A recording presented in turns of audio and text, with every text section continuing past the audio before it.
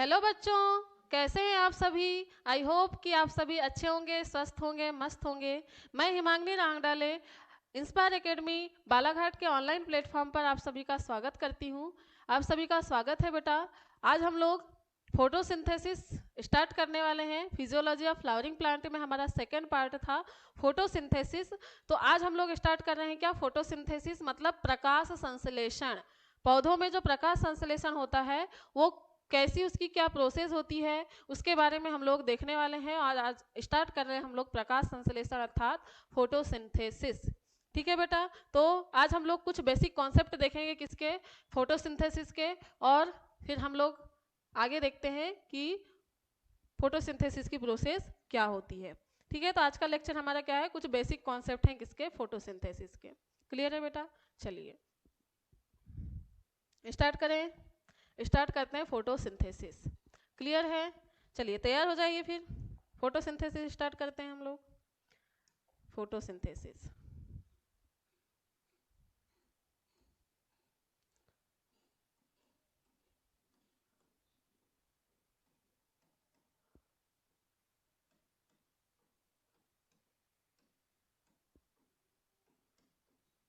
Photosynthesis या इसी को कहा जाता है क्या बेटा, प्रकाश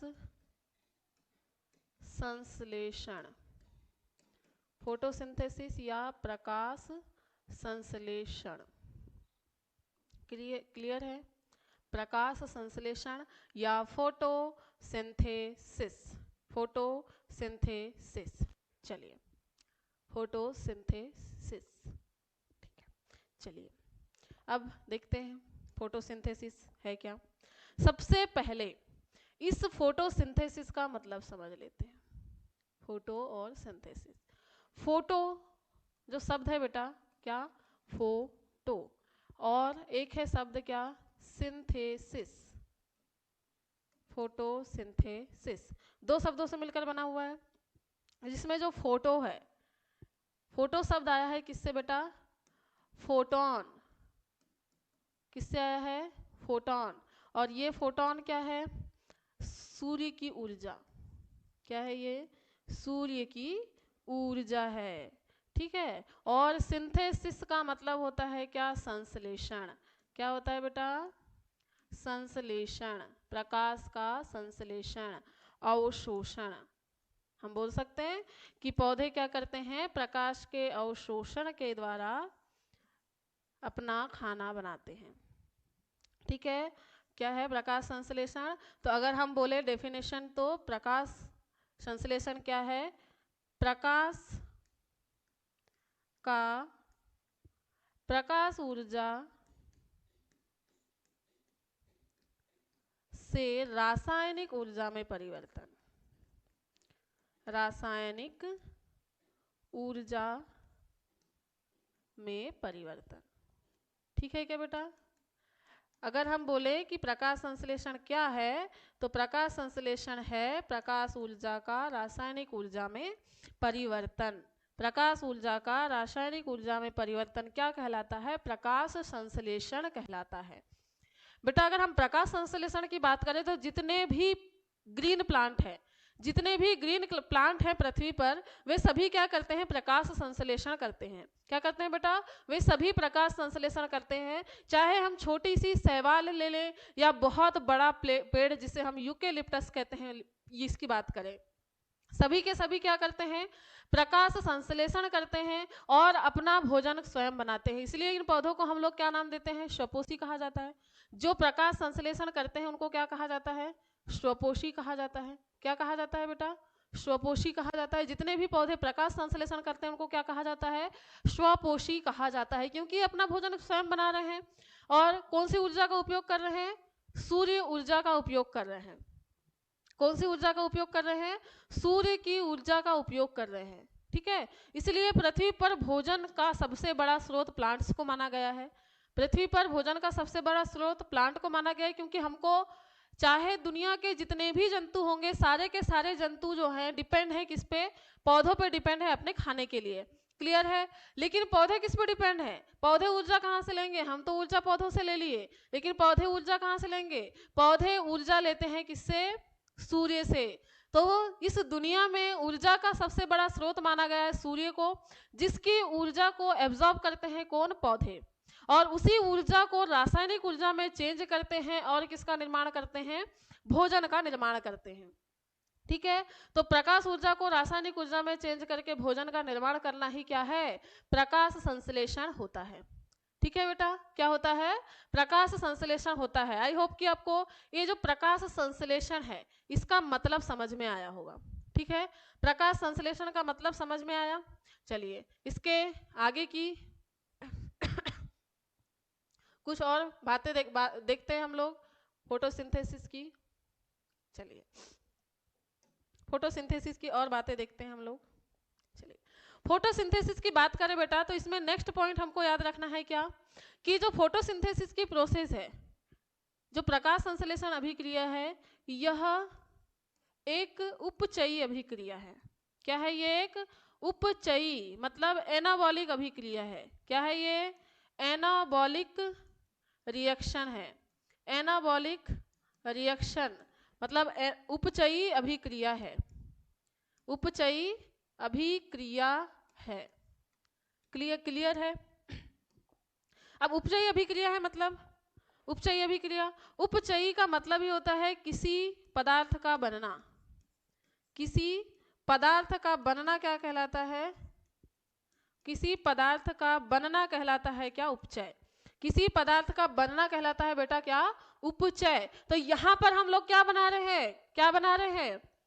क्या बना रहे हैं? प्रकाश ऊर्जा का उपयोग करके भोजन बना रहे हैं। प्रकाश का उपयोग करके क्या बना रहे हैं? भोजन बना रहे हैं। उपयोग करके भोजन बना रहे हैं। तो भोजन बना रहे हैं, यहाँ पर किसी पदार्थ का निर्माण हो रहा है, इसीलिए फोटोसिंथेसिस की प्रोसेस एक प्रकार की कैसी अभिक्रिया है? उपचयी अभिक्रिया है, एनाबॉलिक रिएक्शन है। ठीक है बेटा, क्या दूसरा पॉइंट आपको क्लियर हुआ? दूसरा पॉइंट क्लियर हुआ कि यह क्या है? एक प्रकार की उपचयी अभिक्रिया है। इसमें क्या करते हैं पौधे? इसमें पौधे क्या करते हैं? प्रकाश ऊर्जा का उपयोग करके भोजन तो बनाते हैं, लेकिन ये प्रकाश ऊर्जा का उपयोग करके ये प्रकाश ऊर्जा किसको उपयोग? कच्चे माल के रूप में उपयोग में लेती है, क्योंकि बिना कच्चे माल के तो अब हम कोई भी पदार्थ नहीं बना सकते हैं ना। तो कच्चे माल के रूप में उपयोग लिया जाता है किसको बेटा? वायुमंडल की कार्बन डाइऑक्साइड और भूमिगत जल। वायुमंडल की कार्बन डाइऑक्साइड और भूमिगत जल का उपयोग करते हैं और फिर प्रकाश, इसकी उपस्थिति में किसका निर्माण होता है? ग्लूकोज का निर्माण होता है। इसीलिए तो हमने इसको क्या कहा है? उपचयी अभिक्रिया कहा है। इसीलिए तो हमने इसको क्या कहा है? उपचयी अभिक्रिया कहा है। क्लियर है? और फिर क्या चीजें? और फिर क्या चीज? हमने बोला कि इसमें जो प्रकाश ऊर्जा है वो रासायनिक ऊर्जा में परिवर्तित हो रही है। क्या बोला? प्रकाश ऊर्जा रासायनिक ऊर्जा में परिवर्तित हो रही है, वही ऊर्जा भोजन बनाने में काम आ रही है। तो वो ऊर्जा क्या है? तो बेटा इसमें क्या होता है? एटीपी। एटीपी और क्या? NADP के रूप में ऊर्जा प्राप्त होती है। के रूप में ऊर्जा के रूप में प्रकाश ऊर्जा का परिवर्तन होता है। प्रकाश ऊर्जा का क्या होता है बेटा? प्रकाश ऊर्जा का परिवर्तन होता है। प्रकाश ऊर्जा का परिवर्तन होता है। किसके रूप में प्रकाश ऊर्जा का परिवर्तन होता है? एटीपी और NADP के रूप में किसका परिवर्तन होगा? प्रकाश ऊर्जा का परिवर्तन होता है। ठीक है, अब क्या होगा? यही एटीपी और NADP जो है क्या करती है? कार्बन डाइऑक्साइड के अपचयन में प्रयोग होती है। अपचयन का मतलब होता है क्या? रिडक्शन। कार्बन डाइऑक्साइड के रिडक्शन में किसका प्रयोग किया जाता है? में ऊर्जा का प्रयोग होता है। ऊर्जा का प्रयोग होता है। कार्बन डाइऑक्साइड और किसका रिडक्शन? और जल का अपचयन होता है। ठीक है, चलिए तो नेक्स्ट पॉइंट हमारा क्या हो गया? पहला तो पॉइंट हुआ कि एटीपी एनएडीपी के रूप में प्रकाश ऊर्जा चेंज हो जाती है। यही एटीपी और एनएडीपी क्या करती है, कार्बन डाइऑक्साइड और जल का अपचयन करके क्या बनाती है, क्या बनाती है, क्या बनाती है, ग्लूकोज बनाती है। क्या बनाएगी, ग्लूकोज बनाती है। ठीक है, तो ऊर्जा का प्रयोग किसके लिए होता है, कार्बन डाइऑक्साइड और जल का अपचयन करने के लिए, जिससे हमको क्या मिलती है, ग्लूकोज के रूप में ऊर्जा प्राप्त होती है। क्लियर है बेटा, कि इतनी चीजें क्लियर हो रही हैं आपको। ये छोटी छोटी जो चीजें हैं जो आपको बहुत आगे काम आने वाली हैं, इनको हम लोग कुछ इंपॉर्टेंट फैक्ट के रूप में पढ़ ले रहे हैं, ताकि आपको आगे कोई भी किसी भी प्रकार का कंफ्यूजन ना हो कि ये क्या है, ये क्या है, ये क्या है। ठीक है, ऐसा होता है, कई सारी चीजें दिमाग में आती है और पढ़ाते पढ़ाते फिर क्या होता है बेटा कि हम लोग जो छोटी चीजें हैं उनको नहीं पढ़ पाते हैं, तो हम क्यों ना उनको पहले पढ़ लें, है ना। तो हम लोग इसीलिए क्या कर रहे हैं, इसको एक बार देख ले रहे हैं कि किस तरीके से जो है प्रकाश संश्लेषण की प्रोसेस में काम होता है। ठीक है, चलिए अब देखते हैं क्या क्या देखते हैं हम नेक्स्ट पॉइंट। इसमें हमने देखा कि कार्बन डाइऑक्साइड को कहाँ से लिया जाता है, वायुमंडल से। कार्बन डाइऑक्साइड को वायुमंडल से ग्रहण किया जाता है और जल को भूमि से, भूमिगत जल का प्रयोग किया जाता है काय में, प्रकाश संश्लेषण में। ठीक है बेटा, प्रकाश संश्लेषण में भूमिगत जल का प्रयोग किया जाता है। ये हो गया, भूमिगत जल का प्रयोग किया जाता है किसमें, प्रकाश संश्लेषण की प्रोसेस में। क्लियर है। लेकिन अभी हमने लास्ट लेक्चर में बेटा हम लोग अभी तक पढ़ा है क्या, रेस्पिरेशन पढ़ा है। क्या पढ़ा था हमने, रेस्पिरेशन पढ़ा था। चलिए उसको थोड़ा सा एक बार रिमाइंड करते हैं, क्योंकि यहाँ पर भी आपको रेस्पिरेशन की जरूरत पड़ने वाली है। कैसे पड़ने वाली है अभी हम देखेंगे। चलिए रेस्पिरेशन की बात करते हैं हम अगर, तो रेस्पिरेशन की प्रोसेस कहाँ हो रही थी, रेस्पिरेशन की प्रोसेस कहाँ हो रही थी बेटा, माइटोकॉन्ड्रिया के अंदर। कहाँ हो रही थी, माइटोकॉन्ड्रिया के अंदर हो रही थी। इस तरीके से माइटोकॉन्ड्रिया की inner membrane, outer membrane, double layer membrane था। ठीक है, और इसके अंदर क्या बन रहा था, क्या हो रहा था इसके अंदर, इसके अंदर जो ग्लूकोज था, क्या था, ग्लूकोज। ये ग्लूकोज क्या बना रहा था, कार्बन डाइऑक्साइड और जल बना रहा था, और क्या बना रहा था, 38 एटीपी ऊर्जा बना रहा था। ठीक है बेटा, 38 एटीपी क्या बना रहा था, ऊर्जा बना रहा था। अब यहाँ पर जो कार्बन डाइऑक्साइड गैस निकल रही है और वाटर निकल रहा है, इसका उपयोग भी डायरेक्ट क्या करता है, डायरेक्ट कौन कर लेता है, प्लांट। प्लांट डायरेक्ट उपयोग कर लेता है, डायरेक्ट यूज कर लेता है। जब क्या हो रहा है, प्रकाश संश्लेषण हो रहा है, तो ऐसा तो नहीं कि वहां पर रेस्पिरेशन नहीं हो रहा होगा। जब प्रकाश संश्लेषण होता है बेटा, तो रेस्पिरेशन भी होता है, और उसी रेस्पिरेशन के दौरान जो कार्बन डाइऑक्साइड गैस निकल रही है उसी को यूज कर लेता है कौन, प्लांट यूज कर लेता है। क्योंकि कार्बन डाइऑक्साइड उसको चाहिए, किसके लिए चाहिए, भोजन के निर्माण के लिए चाहिए, तो उसी कार्बन डाइऑक्साइड को यूज कर लेता है। इसीलिए बोला जाता है कि रेस्पिरेशन मतलब दिन में जो पौधे हैं वो कार्बन डाइऑक्साइड रिलीज नहीं करते हैं। ठीक है, क्यों रिलीज नहीं करते, क्योंकि जो कार्बन डाइऑक्साइड बन रही थी यहाँ पर, ये कार्बन डाइऑक्साइड वो तुरंत ही क्या करते हैं, फोटोसिंथेसिस में यूज कर लेते हैं। अब जब वो फोटोसिंथेसिस में यूज ही कर लेंगे तो कार्बन डाइऑक्साइड रिलीज कर पाएंगे क्या, ऑब्वियसली नहीं कर पाएंगे। तो इसीलिए बोला जाता है कि दिन के समय में जो है पौधे कार्बन डाइऑक्साइड रिलीज नहीं करते हैं, कार्बन डाइऑक्साइड को क्या करते हैं, ऑब्जॉर्ब करते हैं, और रात के समय में क्या करते हैं, ये क्या करते हैं, ये रात के समय में कार्बन डाइऑक्साइड को रिलीज करते हैं। क्या करते हैं, रिलीज करते हैं। क्यों, क्योंकि दिन के समय में हमने बोला कि जो प्रकाश संश्लेषण की प्रोसेस है बेटा वो किसमें होती है, प्रकाश की उपस्थिति में ही होती है। ठीक है, हमने बोला कि जो प्रकाश संश्लेषण की प्रोसेस है वो केवल और केवल प्रकाश की उपस्थिति में होती है। अब दिन में जब तक सनलाइट है तब तक तो हमको क्या मिल, पौधों को क्या मिल रहा है, प्रकाश मिल रहा है, तब तक वो क्या करेंगे, प्रकाश संश्लेषण करेंगे, और उसी समय में वो क्या करेंगे, श्वसन भी होते चल रहा है एनर्जी के लिए। ये प्रोसेस साथ साथ चलती बेटा। हाँ, फोटोसिंथेसिस भी साथों साथ चलेगा, यहाँ फोटोसिंथेसिस भी होगा और रेस्पिरेशन भी हो रहा है। क्या हो रहा है, रेस्पिरेशन भी हो रहा है, ऐसा नहीं है कि रेस्पिरेशन नहीं होगा, उसके उनको भी फोटोसिंथेसिस करने के लिए एनर्जी चाहिए, नहीं चाहिए?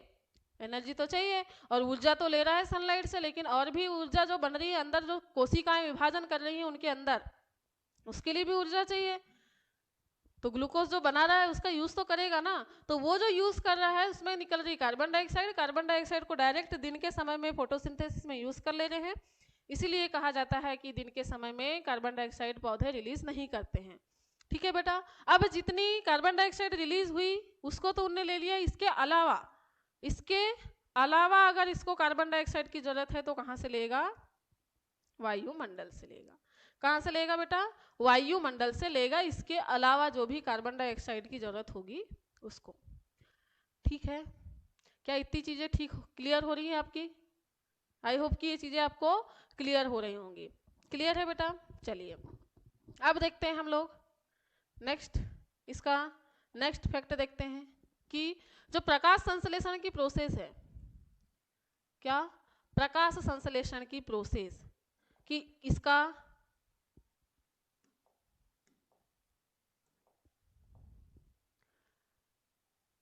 प्रकाश संश्लेषण की प्रोसेस कहाँ होती है?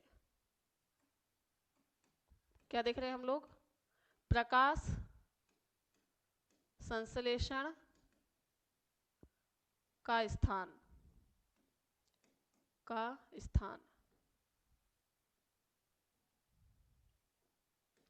कहाँ पर प्रकाश संश्लेषण की प्रोसेस होती है? इसको थोड़ा सा समझ लेते हैं, प्रकाश संश्लेषण की प्रोसेस कहाँ पर होती है। क्लियर है बेटा? तो चलिए इसको समझते हैं।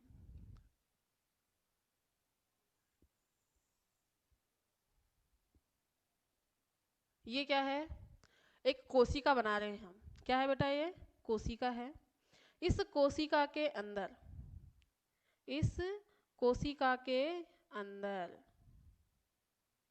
चलिए इस कोशिका के अंदर क्या है? क्लोरोप्लास्ट है। क्या है? क्लोरोप्लास्ट है। जैसे माइटोकॉन्ड्रिया था कोशिका के अंदर, वैसे ही क्या है? माइटोकॉन्ड्रिया के कोशिका के अंदर क्लोरोप्लास्ट है। ठीक है, क्लोरोप्लास्ट भी कैसा है? डबल लेयर्ड है। कैसा है ये? डबल लेयर्ड है। क्लोरोप्लास्ट भी कैसा होता है? डबल लेयर्ड होता है, दो स्तरीय होता है। ठीक, चलिए अब इस क्लोरोप्लास्ट के अंदर ऐसी कौन सी संरचना होती है जिसके कारण इसमें प्रकाश संश्लेषण की प्रोसेस होती है? तो चलिए ये है वो मुख्य स्थान जहां पर क्या होता है? प्रकाश संश्लेषण की प्रोसेस होती है। तो अगर पूछा जाए प्रकाश संश्लेषण की प्रोसेस कहाँ होती है, तो बेटा प्रकाश संश्लेषण की प्रोसेस कहाँ होती है? कोशिका के क्लोरोप्लास्ट में। कहाँ होती है? कोशिका के क्लोरोप्लास्ट में। क्लियर है? कहाँ होती है? कोशिका के क्लोरोप्लास्ट में। ये कोशिका के क्लोरोप्लास्ट में क्या होती है? किसकी प्रोसेस होती है बेटा? किसकी प्रोसेस होती है? किसकी प्रोसेस होती है? जल्दी से बताइए, किसकी प्रोसेस होगी? ये होगी प्रोसेस आपकी फोटोसिंथेसिस की। किसकी प्रोसेस होगी? फोटोसिंथेसिस की प्रोसेस होगी। ठीक है,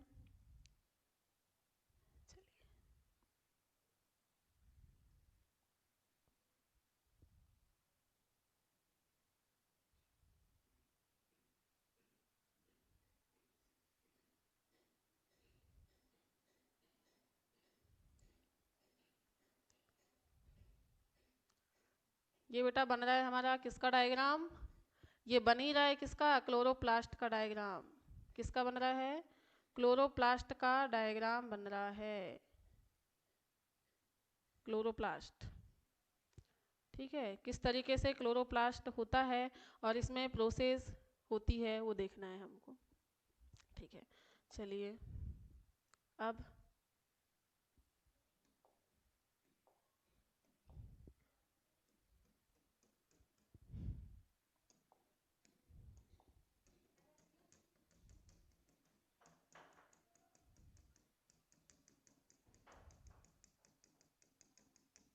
ये जो है बेटा इसके अंदर भी लिक्विड होता है, इसके अंदर भी क्या भरा, जैसे माइटोकॉन्ड्रिया में लिक्विड भरा हुआ था ना, वैसे ही क्लोरोप्लास्ट के अंदर भी भरा होता है क्या, लिक्विड भरा होता है। क्लोरोप्लास्ट के अंदर भी क्या भरा हुआ है, लिक्विड भरा हुआ है। और इसी लिक्विड में तो क्या होने वाली है, तो फोटोसिंथेसिस की प्रोसेस होने वाली है। क्लोरोप्लास्ट के अंदर माइटोकॉन्ड्रिया के मैट्रिक्स में हुई थी रेस्पिरेशन, यहाँ पर क्लोरोप्लास्ट के अंदर जो लिक्विड भरा है उसके अंदर होगी। इस लिक्विड को क्या कहा जाता है, इस लिक्विड को कहा जाता है स्ट्रोमा। इस लिक्विड को क्या कहा जाता है बेटा, स्ट्रोमा कहा जाता है। इस लिक्विड को क्या कहा जाता है, स्ट्रोमा कहा जाता है। ठीक है, चलिए तो अब हम लोग इसका थोड़ा सा नामकरण कर लेते हैं। अगर हमने कोई चीज़ बनाए तो इसका नामकरण करना जरूरी है ना।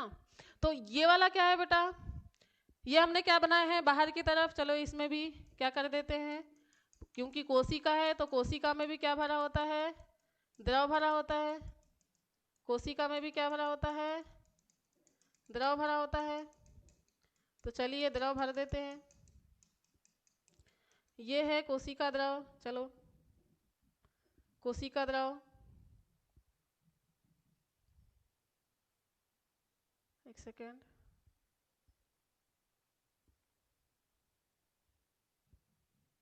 ये ठीक है बेटा।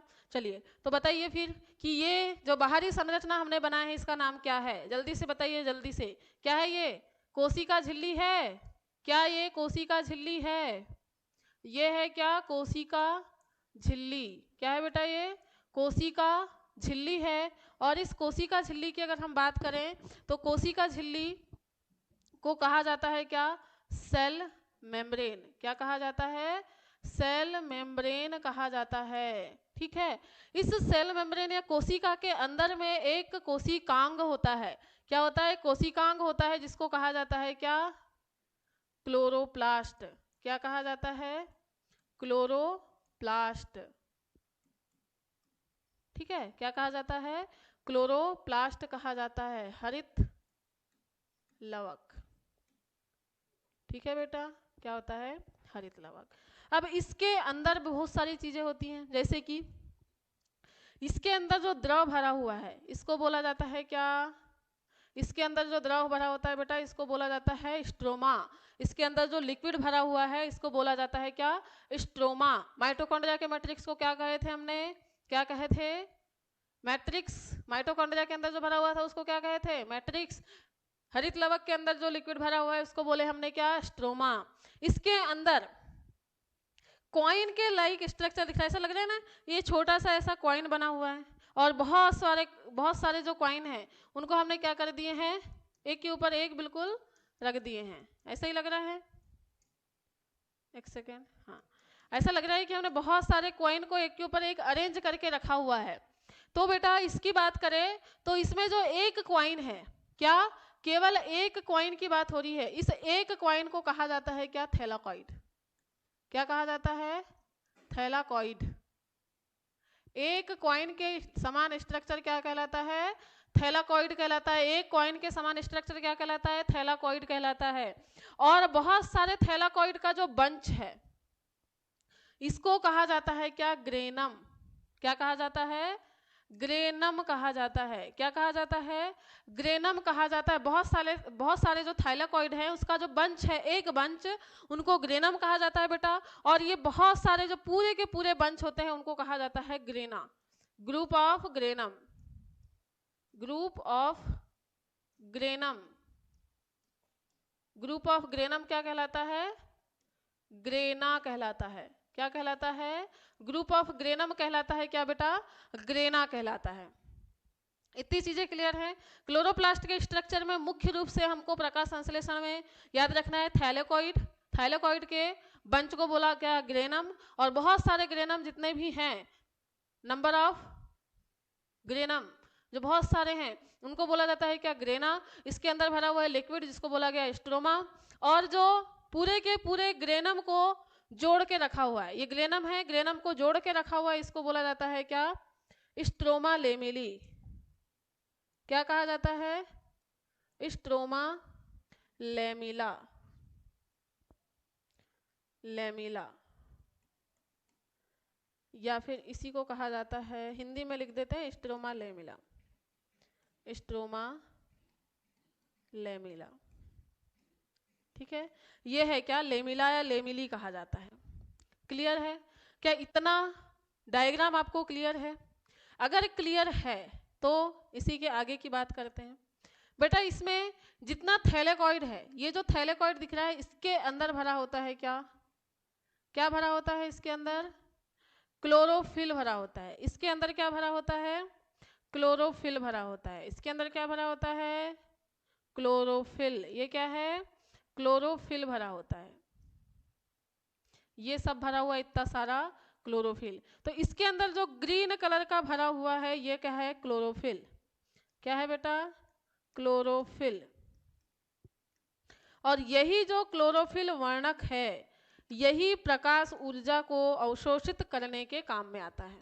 क्या करता है? प्रकाश ऊर्जा को अवशोषित करने का काम करता है कौन? यही क्लोरोफिल वर्णक। क्लियर है बेटा? क्या ये डायग्राम आपको क्लियर हुआ? अगर ये डायग्राम क्लियर है तो इसके आगे की बातें हम लोग करते हैं। डायग्राम अगर क्लियर है तो डायग्राम में आपको जो नाम दिए गए हैं वो याद रखना है। डायग्राम में जो नाम दिए गए हैं वो याद रखना है बेटा। चल, डायग्राम में जो नाम दिए हैं वो याद रखना है आपको। क्या क्या नाम देखे हमने? क्या क्या चीजें देखे?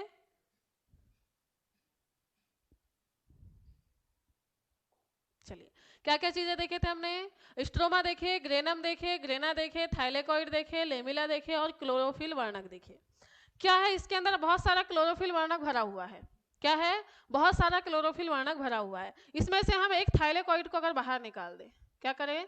एक थैलेकॉइड को बाहर निकाल दें, यहाँ पर भरा हुआ है क्या? क्लोरोफिल वर्णक। ये क्या है? थैलाकॉइड। क्या है बेटा? ये थैलाकॉइड। थैलाकॉइड है। इस थैलाकॉइड के अंदर भरा हुआ है क्या? क्लोरोफिल वर्णक। क्या है ये? क्लोरोफिल वर्णक। क्या भरा हुआ है? क्लोरोफिल वर्णक भरा हुआ है। अब ये जो क्लोरोफिल वर्णक है बेटा ये काम क्या करेगा? क्या काम करेगा? जो सन है, क्या है यहाँ? सन। सन से क्या आ रही है? सन से क्या आ रही है?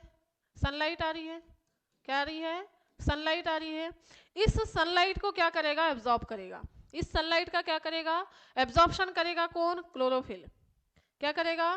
सनलाइट का एब्जॉर्प्शन करेगा। क्या करेगा? जो सूर्य ऊर्जा आ रही है उसको क्या करेगा? एब्जॉर्ब करेगा। सनलाइट का क्या करेगा? एब्जॉर्प्शन करेगा। सनलाइट का एब्जॉर्प्शन करेगा। तो बेटा सनलाइट का जब एब्जॉर्प्शन हो जाएगा तो ये जो सनलाइट है ये किस में चेंज हो जाएगी? ATP plus NADP. ATP plus NADP में चेंज हो जाएगी। कौन? सनलाइट। कौन चेंज कर रहा है? कि क्लोरोफिल वर्णक चेंज कर रहा है। क्लोरोफिल वर्णक किसके अंदर है? थाइलेकॉइड के अंदर। और थाइलेकॉइड के बंच को क्या बोले हमने? ग्रेनम बोले। ठीक है बेटा? तो जो सनलाइट की प्रेजेंट में प्रोसेस हो रही है, सन ऊर्जा को मतलब जो सन एनर्जी है उसको हमने चेंज किए किसमें? किसमें? Chemical energy. एक प्रकार का केमिकल ही है। तो एडिनोसिन ट्राइफॉस्फेट और nicotinamide adenine diphosphate, dinucleotide phosphate, यही है। तो बेटा ये जो है यही क्या काम करने वाला है? एक सेकेंड बेटा, थक गया बोर्ड भी है ना, तो चलिए इसको थोड़ा सा देख लेते हैं। स्टार्ट कर लेते हैं हम लोग। ये भी कैसा हो गया है? थक रहा है ना बेचारा, थक गया है। तो थोड़ा वेट कर लेते हैं हम लोग भी। आ जाए तो देखते हैं। वेट।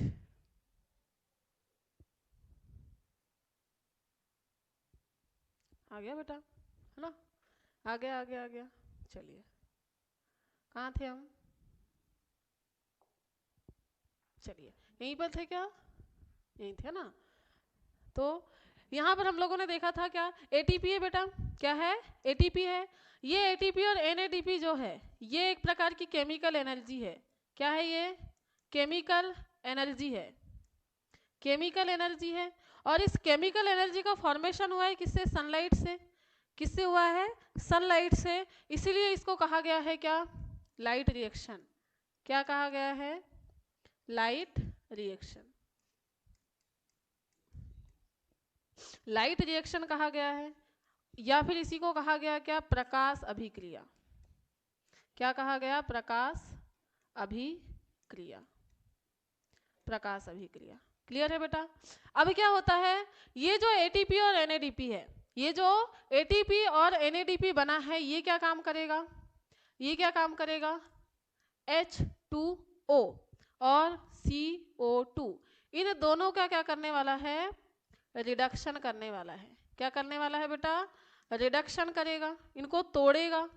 क्या करेगा, इनको तोड़ेगा, इनको क्या करेगा, तोड़ेगा, और तोड़ के क्या बनाएगा, इनको तोड़ेगा, कार्बन डाइऑक्साइड और क्या, जल। कार्बन डाइऑक्साइड का अपचयन करेगा, इसमें आके क्या जुड़ेंगे, हाइड्रोजन के मॉलिक्यूल जुड़ेंगे। कार्बन डाइऑक्साइड का अपचयन करेगा, हाइड्रोजन के मॉलिक्यूल जुड़ेंगे। जैसे कि मैं अगर बात करूं किसकी, जैसे ही एटीपी एनर्जी आई बेटा, तो जो H2O है वो किस में चेंज हो जाता है, 2H+ आयन और O2 माइनस, 2H+ और O2 माइनस में ये कन्वर्ट हो गया, आयंस बना लिया। अब H+ जो है, H+ क्या काम करेगा, इस कार्बन डाइऑक्साइड से जुड़ जाएगा और क्या बनाएगा, C6 बनाएगा, H12 बनाएगा और O6 बनाएगा। ठीक है, कैसे बनाएगा, कैसे बनाएगा, चलो इसको देख लेते हैं कैसे बनाएगा। थोड़ा यहीं पर देख लेते हैं हम लोग, एक सेकंड स्लाइड में देख लेते हैं बेटा, है ना। हम देख लेते हैं किसमें, सेकंड स्लाइड में। चलिए सेकंड स्लाइड में देख लेते हैं, नहीं यहीं देख लेते हैं। सेकंड स्लाइड में जाएंगे, थोड़ी सी समझने में दिक्कत हो जाएगी, तो यहीं देख लेते हैं। यहाँ पर क्या होगा बेटा, जो 6 CO2 लेता है और 6 क्या लिया, H2O लिया। 6 H2O में से हमको जो है कितने 12 H आयन मिलेंगे या नहीं मिलेंगे, क्या 12 H आयन मिलेंगे या नहीं मिलेंगे। अगर एटीपी इसको तोड़ेगा तो कितने हाइड्रोजन पूरे के पूरे अलग हो जाएंगे, तो कितने मिलेंगे, 12H+ आयन मिलेंगे और कितने 6O- मिलेगा। ठीक है, 6O- मिलेगा। और ये कार्बन डाइऑक्साइड है, तो कार्बन डाइऑक्साइड के कितने मॉलिक्यूल, 6 कार्बन के, और ऑक्सीजन के कितने हैं बेटा, 12 है। ऑक्सीजन के कितने हैं, 12 है या नहीं है, हो गए ना 12। चलिए अब क्या हुआ, यहाँ पर जो C6 है, कार्बन, क्योंकि कार्बन डाइऑक्साइड का क्या करने वाला है, ये अपचयन करने वाला है, कार्बन डाइऑक्साइड का अपचयन करने वाला है। इसमें क्या हो रहे हैं, इलेक्ट्रॉन आके जुड़ने वाले हैं। ठीक है, तो कैसा होगा, C6 कार्बन डाइऑक्साइड का C6, H12 इसमें आके जुड़ जाएगा वाटर मॉलिक्यूल का, और O6 जुड़ेगा। यहाँ पर के जो 6 है उसमें से ऑक्सीजन 6 जुड़ जाएंगे, बाकी के जो 6 बचेंगे इसके साथ में मिलेंगे, क्योंकि इसको जरूरत है, बॉन्ड बना लेंगे और क्या करेंगे, बॉन्ड बना के 6O2 ये है प्रोडक्ट के रूप में निकलेगा। ठीक है बेटा, तो ये जो प्रोडक्ट बन रही है, ये जो प्रोडक्ट बन रहा है कहाँ, एटीपी और एनएडीपी के बाद में, थोड़ा सा समझने की कोशिश करना।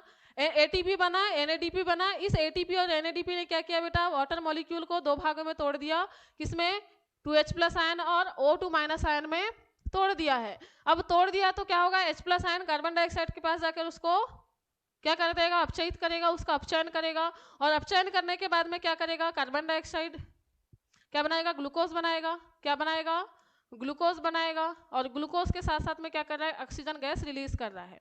तो इसके जो बाद की प्रोसेस है बेटा, ये जो कार्बन डाइऑक्साइड का अपचयन करके ग्लूकोज बना रहा है और ऑक्सीजन गैस रिलीज कर रहा है प्रकाश संश्लेषण की प्रोसेस में, इसको बोला जाता है क्या, ये जो प्रोसेस ये बन रही है इसको बोला जाता है क्या, डार्क रिएक्शन। क्या कहा जाता है बेटा, डार्क रिएक्शन, मतलब अंधकार अभिक्रिया। क्या कहा जाता है, अंधकार अभिक्रिया। क्या कहा जाता है, अंधकार अभिक्रिया। अब हमने देखा कि क्लोरोफिल के जो आपका थैलेकॉइड है, थैलेकॉइड में कौन सी अभिक्रिया हो रही है, प्रकाश अभिक्रिया हो रही है। थैलेकॉइड से मिलकर बना हुआ है क्या, ग्रेनम। इसलिए बोला जाता है कि प्रकाश अभिक्रिया किसमें होती है, प्रकाश अभिक्रिया किसमें होती है बेटा, ग्रेनम में होती है। इसके बाद की जो प्रोसेस है, चूंकि यहां पर अगर हम समझे, यहां से सनलाइट लेकर इसने क्या किया, एटीपी का फॉर्मेशन किया। अब ये जो एटीपी है कहां पर आ गया, इस स्ट्रोमा में आ गया, और इस स्ट्रोमा में क्या होगा, C6H12 एक सेकेंड, C6H12O6 प्लस O2 का फॉर्मेशन होगा कहाँ पर? ये जो लिक्विड भरा हुआ है किसके अंदर? क्लोरोप्लास्ट के अंदर, स्ट्रोमा। इस स्ट्रोमा के अंदर क्या होने वाली है बेटा? इस स्ट्रोमा के अंदर होने वाली है कौन सी अभिक्रिया? अंधकार अभिक्रिया। चूंकि इसमें प्रकाश की आवश्यकता नहीं है, इनडायरेक्टली तो प्रकाश की आवश्यकता है, ऐसा नहीं बोल सकते हम लोग कि प्रकाश की एब्सेंट में होती है, लेकिन इनडायरेक्टली प्रकाश की आवश्यकता होती है, डायरेक्टली प्रकाश की आवश्यकता नहीं होती है। प्रकाश की आवश्यकता किसको है? प्रकाश अभिक्रिया जब एटीपी का फॉर्मेशन हो रहा है। इसके बाद की जो प्रोसेस है बेटा स्ट्रोमा में होती है, यहाँ पर प्रकाश की आवश्यकता नहीं होती है, इसीलिए इसको क्या कहा गया है? अंधकार अभिक्रिया कहा गया है। क्या कहा गया है? अंधकार अभिक्रिया कहा गया है। क्लियर है बेटा? आई होप कि आपको ये समझ में आया होगा। तो चलिए इसको हम लोग देख लेते हैं नेक्स्ट स्लाइड में। कितनी अभिक्रियाएं देखे हमने? 2 अभिक्रियाएं देखे। कितनी अभिक्रियाएं देखे? 2 अभिक्रियाएं। प्रकाश संश्लेषण की कितनी अभिक्रियाएं होती हैं? प्रकाश संश्लेषण की होती हैं 2 अभिक्रियाएं। एक होती है कौन सी अभिक्रिया? प्रकाश अभिक्रिया। एक अभिक्रिया कौन सी देखे हमने? प्रकाश अभिक्रिया। और दूसरी क्या देखे बेटा? प्रकाश अभिक्रिया। एक सेकेंड। प्रकाश अभिक्रिया, प्रकाश अभिक्रिया, या इसी को कहा जाता है क्या? Light reaction. Light reaction. दूसरी है हमारी क्या? अंधकार अभिक्रिया। अंधकार अभिक्रिया, या फिर इसी को कहा जाता है क्या? Dark reaction. क्या कहा जाता है बेटा? डार्क रिएक्शन कहा जाता है। क्लियर है? चलिए, तो एक देखे हमने क्या? लाइट रिएक्शन, और दूसरी देखे क्या? Dark reaction. लाइट रिएक्शन हमने कहाँ पर देखे हैं? अभी हमने देखी लाइट रिएक्शन के बारे में पॉइंट कुछ देखे हमने। कहाँ होती है लाइट रिएक्शन? कहाँ होती है लाइट रिएक्शन? अभी देखे हमने लाइट रिएक्शन कहाँ होती है, देखे हमने। ये देखिए लाइट रिएक्शन कहाँ होती है? लाइट रिएक्शन मतलब लाइट की आवश्यकता होती है किसको? थैलेकॉइड को। थैलेकॉइड के अंदर जो क्लोरोफिल है, क्लोरोफिल वर्ण क्या करता है? लाइट को एब्जॉर्ब करता है और उससे एटीपी का और एनएडीपी का फॉर्मेशन करता है। यही हो रहा था। तो अगर लाइट रिएक्शन की बात करें बेटा, तो लाइट रिएक्शन कहाँ होती है? लाइट रिएक्शन कहाँ होती है? लाइट रिएक्शन यह क्लोरोप्लास्ट के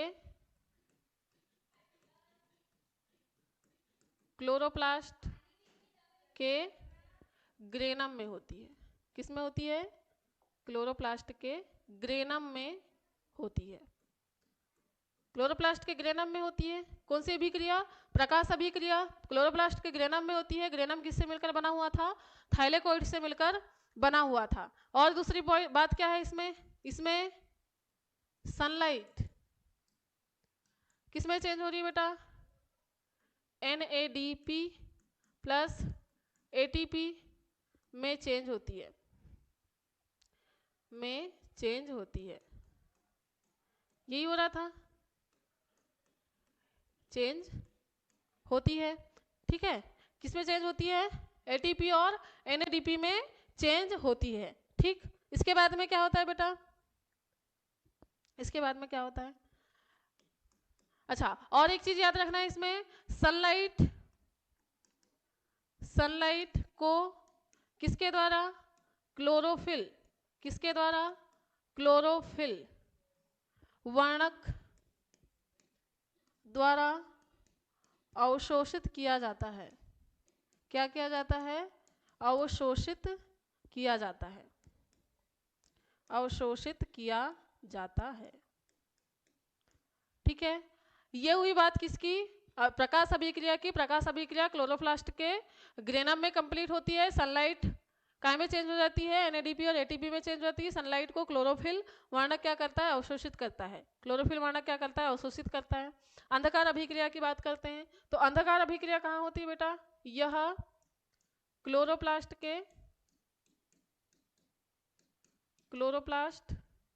के स्ट्रोमा में होती है। कहाँ होती है? क्लोरोप्लास्ट के स्ट्रोमा में होती है। क्लोरोप्लास्ट के स्ट्रोमा में होती है। दूसरी बात इसमें क्या याद रखना है? क्लोरोप्लास्ट के स्ट्रोमा में होता क्या है? क्लोरोप्लास्ट के स्ट्रोमा में क्या होता है, कहाँ होता है बताओ, क्या होता है बताओगे? इसमें H2O आयंस में टूट जाता है, किसमें टूट जाता है? आयंस में टूट जाता है, आयंस में टूट जाता है। और क्या होता है? कार्बन डाइऑक्साइड का, कार्बन डाइऑक्साइड का क्या होता है? कार्बन डाइऑक्साइड का क्या होता है? अपचयन होता है। कार्बन डाइऑक्साइड का क्या होता है? अपचयन होता है, जिससे जिससे क्या बनता है बेटा? जिससे ग्लूकोज का फॉर्मेशन होता है। किसका फॉर्मेशन होता है? ग्लूकोज का फॉर्मेशन होता है, ग्लूकोज का निर्माण होता है। यही हो रहा था, यही हो रहा था ना? क्या हो रहा था? CO2 प्लस H2O दोनों ने मिलके किसकी प्रेजेंट में, किसकी प्रेजेंट में? क्लोरोफिल की प्रेजेंट में। किसकी प्रेजेंट में? क्लोरोफिल की प्रेजेंट में क्या बनाए? C6H12O6 का फॉर्मेशन करते हैं। और यहाँ पर काम कौन करता है? कौन काम करता है बेटा? ATP और NADP, यही काम कर रहे थे दोनों। यही तो तोड़ रहे थे किसको? H2O को तोड़ रहे थे, अलग अलग कर रहे थे इसको। H2O को आयंस में तोड़ रहे थे, कार्बन डाइऑक्साइड का क्या कर रहे हैं? अपचयन कर रहे हैं। ठीक है, तो इसमें नोट करके याद रखना है आपको। क्या नोट करके याद रखना है? इनडायरेक्टली, इनडायरेक्टली क्या होता है? सनलाइट पर डिपेंड होती है। इनडायरेक्टली सनलाइट पर डिपेंड होती है, आश्रित होती है। कौन सी रिएक्शन?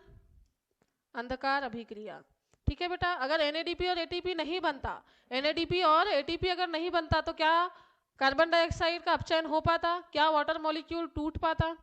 नहीं होता ना। तो इसीलिए इनडायरेक्टली जो अंधकार अभिक्रिया है वो किस पर डिपेंड होती है? किस पर डिपेंड होती है? प्रकाश अभिक्रिया पे ही डिपेंड होती है। ठीक है, क्या यहाँ तक की चीजें क्लियर हैं?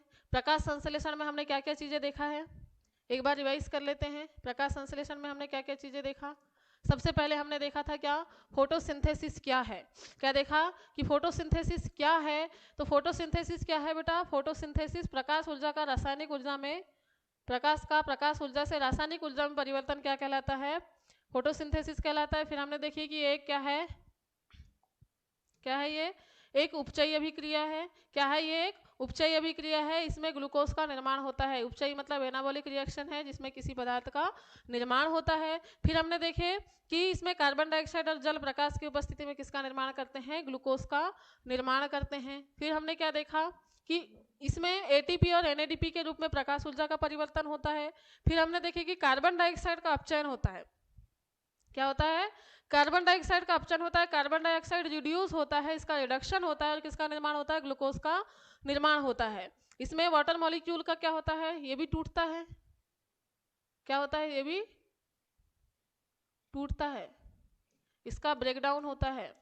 ठीक है, कार्बन डाइऑक्साइड को कहाँ से लिया जाता है? वायुमंडल से। और हमने देखा कि वाटर मॉलिक्यूल जो वाटर है वो कहाँ से लिया जाता है? भूमिगत जल से लिया जाता है। किसके द्वारा? पौधों के द्वारा।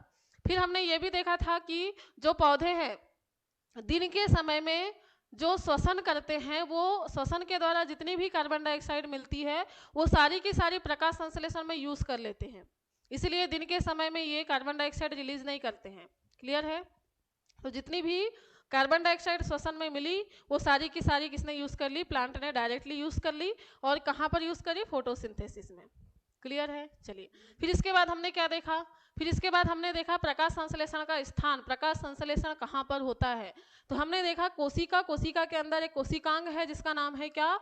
क्लोरोप्लास्ट। क्या नाम है बेटा? कोशिका के अंदर एक कोशिकांग है जिसका नाम क्या है? क्लोरोप्लास्ट है। और यही क्लोरोप्लास्ट जो है किसका? प्रकाश संश्लेषण का केंद्र होता है। क्लोरोप्लास्ट के अंदर ही क्या होती है? प्रकाश संश्लेषण की अभिक्रिया पूर्ण होती है। और इसमें क्या होता है बेटा? जो क्लोरोप्लास्ट है, क्लोरोप्लास्ट के अंदर कॉइन के समान स्ट्रक्चर होता है जो एक दूसरे के ऊपर अरेंज होते हैं। बहुत सारे कॉइन के समान स्ट्रक्चर एक दूसरे के ऊपर अरेंज होते हैं, बिल्कुल ऐसे अरेंज होते हुए चलते हैं। ये अरेंज हुई जो संरचना है उसको ग्रेनम कहा जाता है। और एक कॉइन लाइक स्ट्रक्चर क्या कहलाता है? थाइलेकॉइड कहलाता है। क्या कहलाता है? एक कॉइन लाइक स्ट्रक्चर कहलाता है क्या? थैलेकॉइड। फिर हमने देखे कि पूरा का पूरा बंच जो क्लोरोप्लास्ट के अंदर है उसको हम ग्रेना कहा जाता है, ग्रुप ऑफ ग्रेनम कहलाता है। क्या? ग्रेना। इसके अंदर जो लिक्विड भरा होता है उसको कहा जाता है स्ट्रोमा, और जो इन दोनों को जोड़ के रख रहा है, एक ज्वाइंट के रूप में काम करता है, किसको? ग्रेनम को जोड़ने का काम करता है, वो कहलाता है क्या? लेमिला। क्या कहलाता है बेटा? लेमिला कहलाता है। इसके बाद में हमने देखा कि जो ग्रेनम है या थैलेकॉइड है, इसके अंदर क्या भरा होता है? क्लोरोफिल वर्णक भरा होता है, जो प्रकाश को अवशोषित करता है। अर्थात प्रकाश संश्लेषण की जो प्रोसेस है, प्रकाश को अवशोषित करने की जो प्रोसेस है, वो कहाँ से स्टार्ट हुई? कहाँ से स्टार्ट हुई है? बताइए, कहाँ से स्टार्ट हुई है? थैलेकॉइड से ही स्टार्ट हुई है। थैलेकॉइड के अंदर जो क्लोरोफिल है वहां से। फिर हमने देखा कि जो क्लोरोफिल है वो प्रकाश को अवशोषित करता है और एटीपी और एनएडीपी के रूप में चेंज कर देता है। ठीक है, और एटीपी और एनएडीपी के रूप में चेंज होने की जो प्रोसेस है, चूंकि ये लाइट की प्रेजेंट में होती है, इसलिए हमने इसको क्या नाम दिया है? लाइट रिएक्शन या प्रकाश अभिक्रिया नाम दिया है। यही नाम दिया है। इसके बाद में हम बात करते हैं कि इसके आगे की जो प्रोसेस होती है, इसके आगे की प्रोसेस क्या होती है? चलिए नेक्स्ट स्लाइड में देखते हैं हम लोग। नेक्स्ट स्लाइड में हमने देखा था कि चूंकि प्रकाश संश्लेषण की दो प्रोसेस होती हैं, एक लाइट के प्रेजेंट में होती है जिसको प्रकाश अभिक्रिया कहा जाता है, एक लाइट की एब्सेंट में होती है जिसको हम बोलते हैं क्या? अंधकार अभिक्रिया। तो प्रकाश अभिक्रिया कहाँ हो रही थी बेटा? प्रकाश अभिक्रिया हो रही थी क्लोरोप्लास्ट के ग्रेनम में, और इसमें सनलाइट एनएडीपी और एटीपी में चेंज हो रही थी। सनलाइट को क्लोरोफिल वर्णक द्वारा अवशोषित किया जा रहा था। इसके बाद हमने देखी कि अंधकार अभिक्रिया क्लोरोप्लास्ट के स्ट्रोमा में होती है। इसमें वाटर मॉलिक्यूल क्या क्या होता है? वाटर मॉलिक्यूल क्या होता है? क्या होता है? वाटर मॉलिक्यूल खुद ऑक्सीडाइज्ड होता है और दूसरे को क्या करता है? रिड्यूस करता है। खुद ऑक्सीडाइज्ड होगा, इलेक्ट्रॉन डोनेट करेगा, और क्या करेगा? दूसरे को इलेक्ट्रॉन देगा। तो क्या करेगा? कार्बन डाइऑक्साइड का क्या होगा? रिडक्शन होगा, अपचयन होगा, जिससे किसका निर्माण हो रहा है? ग्लूकोज का निर्माण हो रहा है। और ग्लूकोज के निर्माण के साथ साथ में इसमें ऑक्सीजन गैस भी रिलीज होती है। इतना देखे थे हमने, और ये प्रोसेस देखे हमने किस तरीके से क्या होता है? ग्लूकोज का निर्माण होता है। लेकिन ये भी याद रखना है कि अंधकार अभिक्रिया इनडायरेक्टली प्रकाश पर ही निर्भर रहती है, क्योंकि अगर एटीपी और एनएडीपी का निर्माण ना हो तो प्रकाश अभिक्रिया के साथ साथ अंधकार अभिक्रिया भी नहीं होगी।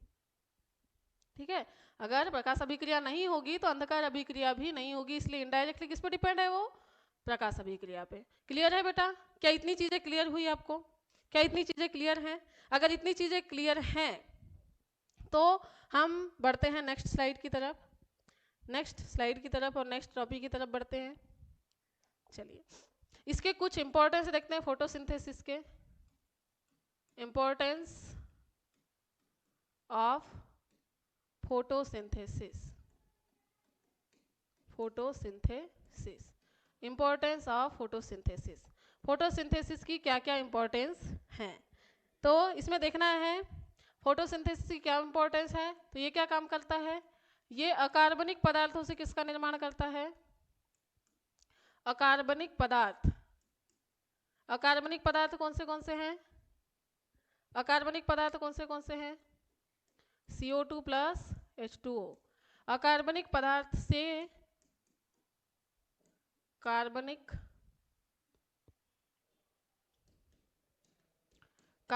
पदार्थ का निर्माण करता है। कार्बनिक पदार्थ का निर्माण करता है। ठीक है, इसमें क्या होता है? प्रकाश संश्लेषण की प्रोसेस में अकार्बनिक पदार्थ से किसका निर्माण होता है? कार्बनिक पदार्थ का निर्माण होता है। फिर क्या होता है दूसरा? इसमें कार्बन डाइऑक्साइड का यूज होता है, जिससे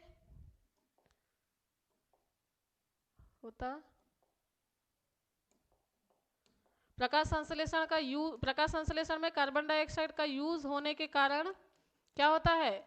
वायुमंडल में CO2 की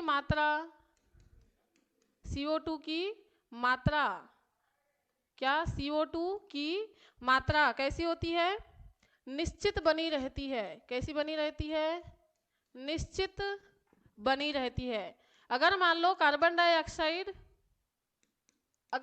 डाइऑक्साइड पौधे यूज नहीं करते तो क्या होता बेटा? अगर मान लो कि हम तो क्या कर रहे हैं, दिन रात बिल्कुल कार्बन डाइऑक्साइड रिलीज करते हुए चल रहे एटमॉस्फेयर में, क्या प्रदूषण करते हुए चल रहे हैं। प्रदूषण ही तो है एक तरीके से, मतलब अगर हम कार्बन डाइऑक्साइड एटमॉस्फेयर में छोड़े जा रहे हैं, छोड़े जा रहे हैं, छोड़े जा रहे हैं, छोड़े जा रहे हैं, और अगर प्लांट्स इसका यूज ना करें, जो कि हम शुरुआत से पढ़ते हुए आ रहे हैं कि एटमॉस्फेयर में कार्बन डाइऑक्साइड की मात्रा 0.03% होनी चाहिए, और इतनी होती है। अब अगर हम कार्बन डाइऑक्साइड रिलीज करते हुए चल रहे हैं और कार्बन डाइऑक्साइड कोई और यूज ना करे, पौधे यूज ना करे, तो क्या होगा, एटमॉस्फेयर में तो बहुत सारा कार्बन डाइऑक्साइड हो जाएगा, फिर टेम्परेचर बढ़ने लगेगा। जैसे कि अभी आप देख रहे हो कितना सारा प्रदूषण हो रहा है आसपास, इतने सारे वाहन चल रहे हैं, गाड़ियां चल रही हैं, जो एक तरीके से क्या कर रही हैं, कार्बन डाइऑक्साइड रिलीज कर रही हैं, कई प्रकार के प्रदूषित गैसें रिलीज कर रही हैं, जिसके कारण एटमॉस्फेयर का जो टेम्परेचर है वो बढ़ते हुए चल रहा है। तो पौधे क्या काम कर रहे हैं, उस कार्बन डाइऑक्साइड को लेते हुए चल रहे हैं, भोजन बनाने के लिए यूजफुल प्रोडक्ट बना रहे हैं उससे, जिससे क्या हो रहा है, कार्बन डाइऑक्साइड में 0.03% का जो कार्बन डाइऑक्साइड का रेशियो है वो बना हुआ है। क्लियर है बेटा। तो ये चीज़ याद रखना है आप लोगों को कि ये क्या काम करता है, पौधे जो है वो फोटोसिंथेसिस की प्रोसेस है, वो कार्बन डाइऑक्साइड की मात्रा को निश्चित रखने, बनाए रखने में भी सहायता करती है। फिर तीसरी बात याद रखना है कि ये बहुत सारे उपयोगी पदार्थ, बहुत से उपयोगी पदार्थ, उपयोगी पदार्थ जैसे रेजिन, रेजिन आप देखते हैं ना, बहुत सारे प्रोडक्ट बनते हैं, रेजिन बनते हैं, लाख बनता है, फिर नहीं लाख नहीं, रेजिन बनता है, और क्या बनता है, रेसे, बहुत सारे रेसे बनते हैं। आपने देखे होंगे जूट के बहुत सारे बोरियां, जूट के कपड़े भी आते हैं, रेशम के कपड़े आते हैं। तो ये सब क्या है, किसी ना किसी तरीके से फोटोसिंथेसिस के ही उत्पाद हैं। ठीक है, जितने भी आप रेसे देखते हैं, रेशम, रेशम भी एक तरीके से फोटोसिंथेसिस का ही प्रोडक्ट है, इनडायरेक्टली या डायरेक्टली फोटोसिंथेसिस का ही प्रोडक्ट है। तो रेजिन प्राप्त होता है, फिर क्या प्राप्त होता है बेटा, ईंधन प्राप्त होता है। इससे क्या प्राप्त होता है, ईंधन प्राप्त होता है। लकड़ियाँ, कोयले, ये सब कहाँ से प्राप्त हो रहे हैं, पौधों से प्राप्त हो रहे हैं। ईंधन के साथ साथ में क्या प्राप्त होता है, जानवरों के लिए चारा प्राप्त होता है। उसके बाद में जानवरों के लिए चारा के साथ साथ में फिर रबर प्राप्त होता है इससे, और क्या प्राप्त होता है, रबर प्राप्त होता है। फिर प्राप्त होता है क्या, टेनिन प्राप्त होता है। क्या प्राप्त होता है, टेनिन प्राप्त होता है। और क्या होता है इससे, ऑयल, तेल। कितने सारे ऐसे पौधे हैं जो ऑयल बनाते हैं। तो बहुत से उपयोगी पदार्थ कौन से, रेजिन, ईंधन, चारा, रबर, टेनिन, तेल आदि सभी क्या हैं, आदि अप्रत्यक्ष रूप से किसके उत्पाद है, फोटोसिंथेसिस, फोटोसिंथेसिस के उत्पाद हैं। ठीक है, अगर फोटोसिंथेसिस ही नहीं होता तो क्या पौधे जीवित रह पाते, या फिर पौधे भोजन बना पाते, क्या हम जीवित रह पाते, ऑब्वियसली नहीं रह पाते ना, क्योंकि सारे के सारा जो जितना भी खाना खा रहे हैं हम सुबह से लेकर शाम तक, सारी की सारी चीजें हमको पौधों से मिल रही हैं। तो क्या होता फिर, हम तो जीवित ही नहीं रह पाते। तो हर तरीके से हम लोग डिपेंड हैं किसके ऊपर, पौधों के ऊपर। बहुत सारे उत्पाद हमको पौधों से प्राप्त होते हैं, लकड़ियाँ प्राप्त हो रही हैं, बहुत सारा ईंधन प्राप्त हो रहा है, जानवरों के लिए चारा मिल रहा है, रबर मिल रहा है, रेसे मिल रहे हैं, हम जो कपड़े पहन रहे हैं वो कहाँ से मिल रहे हैं, कपड़े भी लगभग कहीं ना कहीं, जैसे मान लो रेशम कीट की बात करें, जो रेशम मिलता है हमको वो भी तो पौधे के ऊपर ही आता है, पौधे को खाकर ही रेशम कीट क्या कर रहा है, रेशम का उत्पादन कर रहा है। तो ये सारी की सारी चीज़ें बेटा हमको प्राप्त हो रही हैं पौधों से, और इनडायरेक्टली ये फोटोसिंथेसिस पे ही डिपेंड है, क्योंकि खाना बना रहे हैं किसके द्वारा, ये फोटोसिंथेसिस के द्वारा। क्लियर है। तो ये थे कुछ इंपॉर्टेंस किसके, फोटोसिंथेसिस के। फोटोसिंथेसिस के कुछ इंपॉर्टेंस थे, और सबसे इंपॉर्टेंट बात, ऑक्सीजन। ऑक्सीजन का उत्पादन क्या करता है, ये ऑक्सीजन का उत्पादन करता है। सबसे इंपॉर्टेंट, हमको जिसकी जरूरत होती है, जिसके बिना हम सांस भी नहीं ले सकते, ऑक्सीजन का उत्पादन करता है। इसमें भी तो इंपॉर्टेंट रोल प्ले करता है ना। कार्बन डाइऑक्साइड तो ले ही रहा है, लेकिन हमको दे रहा है ऑक्सीजन, जो हमारी प्राण वायु है ना। तो इसमें भी तो हमारा इंपॉर्टेंट, हमारे लिए ही इंपॉर्टेंट हो गया, तो ऑक्सीजन भी देता है। इस तरीके से बेटा जो फोटोसिंथेसिस थी, इसकी इंपॉर्टेंस जो है वो होती है कंप्लीट। अब याद रखना है आप लोगों को कि इसमें जो फैक्टर हैं, इसमें हम लोग क्या क्या पढ़ने वाले हैं, चलिए बता देते हैं हम लोग। ये तो कुछ बातें थी जो इंपॉर्टेंट चीज़ें थी, कुछ बेसिक कॉन्सेप्ट थे आपके समझने लायक थे ये चीज़ें फोटोसिंथेसिस पढ़ने से पहले। तो ये चीज़ें हमारी क्लियर हो गई है। अब हम देखते हैं कि क्या क्या चीज़ें पढ़ने वाले हैं। इंट्रोडक्शन हम पढ़ चुके बेटा, इंपॉर्टेंस भी पढ़ चुके, इंट्रोडक्शन पढ़ चुके, इंपॉर्टेंस पढ़ चुके किसकी, फोटोसिंथेसिस की। अब बेटा हम लोग कुछ साइंटिस्ट के बारे में देखेंगे जो फोटोसिंथेसिस के बारे में कुछ लोगों ने जानकारी दी है, जो साइंटिस्ट उनके बारे में देखेंगे। पिगमेंट देखेंगे कौन से, हमने क्लोरोफिल तो देख लिया, लेकिन क्लोरोफिल के अलावा और भी कौन से पिगमेंट हैं, कौन से वर्णक हैं जो काम आते हैं किसमें, फोटोसिंथेसिस में काम आते हैं। उसके बाद देखेंगे लाइट रिएक्शन, मतलब अभी हमने बताया क्या, प्रकाश अभिक्रिया। तो प्रकाश अभिक्रिया हम लोगों ने शॉर्ट में समझ लिया है। प्रकाश अभिक्रिया को अभी हमने देख लिया कि कैसे होती है। सॉरी बेटा, प्रकाश अभिक्रिया। फिर देखेंगे हम लोग क्या, अंधकार अभिक्रिया। ये रिएक्शन कैसे होती है, पूरी रिएक्शन देखने वाले हैं हम लोग, अंधकार अभिक्रिया। फिर उसके बाद देखेंगे कि फोटोसिंथेसिस या प्रकाश संश्लेषण की अभिक्रिया को कौन से कारक प्रभावित करते हैं, फैक्टर अफेक्टिंग फोटोसिंथेसिस, कौन से कारक फोटोसिंथेसिस को प्रभावित करते हैं, इसके बारे में हम लोग देखने वाले हैं। क्लियर है? आई होप कि आपको आज की क्लास जो बेसिक कॉन्सेप्ट थे हमारे फोटोसिंथेसिस के वो समझ में आए होंगे, और आपको आगे की चीज़ें इससे रिलेटेड जो है वो समझ में आएंगी बेटा। तो मिलते हैं हम लोग आगे, जो हमारा नेक्स्ट लेक्चर रहेगा किसके साथ में, सम साइंटिस्ट, किसके साथ में, कुछ साइंटिस्ट के साथ में मिलते हैं हम लोग, जो कुछ साइंटिस्ट हैं जो फोटोसिंथेसिस में अपने अपने प्रयोग किए हुए हैं, तो उनके साथ में हम लोग मिलते हैं नेक्स्ट लेक्चर में बेटा। ठीक है, चलिए take care, bye bye, have a nice day, thank you.